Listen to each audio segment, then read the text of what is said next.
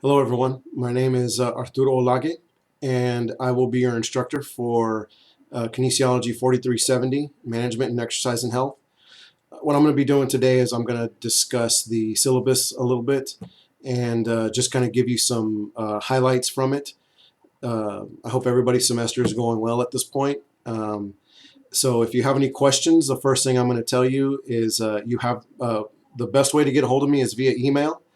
I do not have an office on campus at either campus. I am 100% online. My office is currently set up in San Antonio. Uh, so if you feel like you're the type of student that needs to be in voice contact with me, just send me an email and I will be happy to give you my cell phone number that way, just person to person. I would rather not, because I'm going to be putting this on YouTube. I don't want someone sharing this and then they have my cell phone. Not that I'm that interesting anyway, but you never know. There's crazies out there. So anyway, back to the class. I want to show you the book. So that way anyone has any questions, this is the book that you're going to be needing. And I would tell you that, yes, you do need the text. So whether you want to go in with some of your fellow classmates to share a book, it really makes no difference to me. Or if you want to go out and buy your own book, you can, of course, are welcome to do that as well. But yes, you will be needing the book. I do go to the book a lot for your assignments and for your exams. So please make sure you do get that book. So let's talk about the course description and the purpose of this course. So this course is going to give you a very baseline view of how to open and manage a health and wellness style facility. And it really runs the gamut of the different types of facilities. So you obviously have your commercial facilities like your Gold's Gyms and Freedom Fitness and things like that. But there are also things that we'll get into with nonprofits, community recreation, therapeutic recreation, health and wellness, running clinics and things of that nature. A lot of times what people understand, it for those of you that are exercise science majors, you have gone through and taken classes based on biomechanics, health and measurements, you know, things that have dealt with the human body. So that you can be ready for whether it's you want to get into teaching and coaching, or if you want to get into physical therapy or any sort of other clinical side. You have the baseline for that already. What this class is going to be teaching you about is the business side of that. So how to utilize a facility, how to run a facility. A lot of times, especially nowadays, you'll see physical therapists go and start their own private practice, and they'll hire PTAs to do the actual work.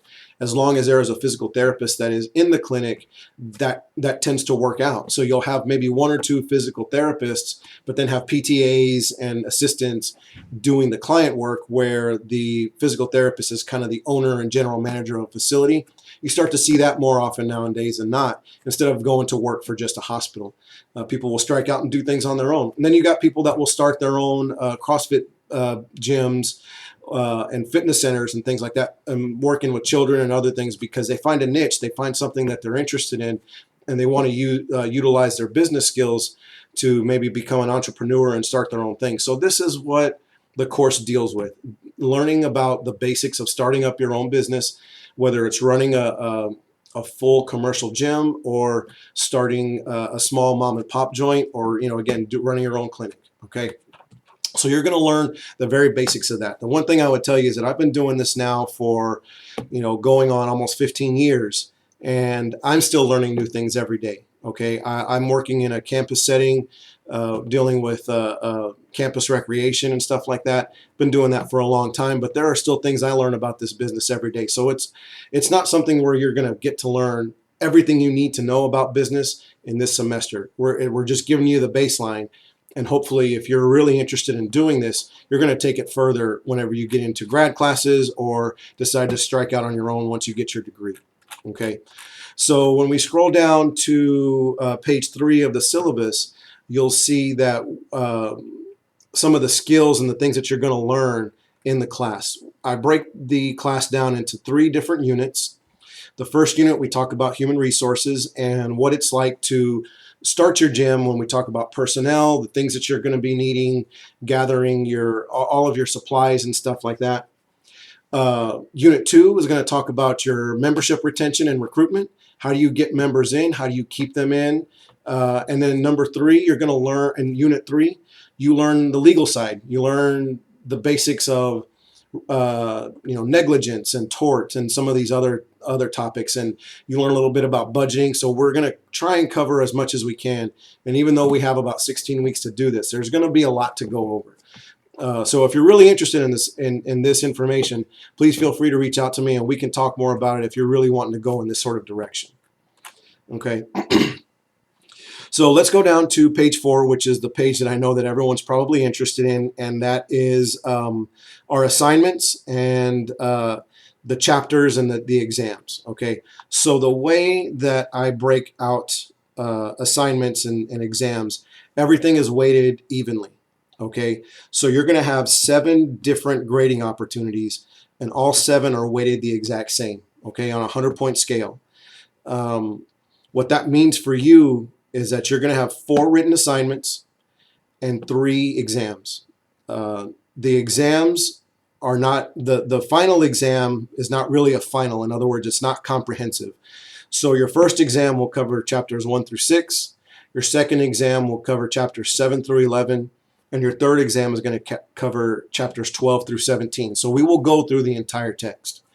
The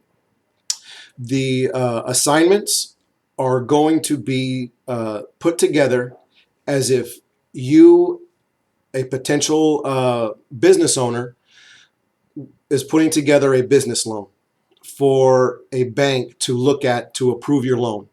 So there are certain things that whether you go through a bank or a credit union or something like that, there are certain things that those types of businesses want to see in order for them to approve a loan that you're going to be asking for. And the way we do each of those assignments is a general idea of how you would have to show that documentation, as if you were showing it to a bank, and then they would determine if you're going to get approved or not. Okay.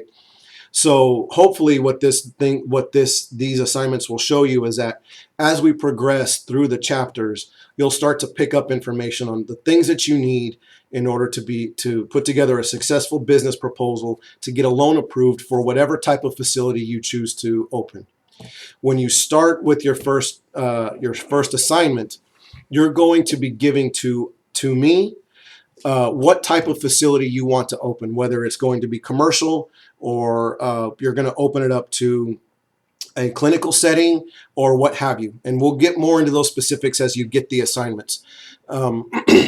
The one thing I will tell you about your assignments, and I want to make sure that everyone understands and is very clear on this, is that I do not accept late work. Okay, you'll see on the syllabus that for September 20th, your first assignment will be due. That's the leader and the mission statement. That will be due by 11:59 p.m. on September 20th.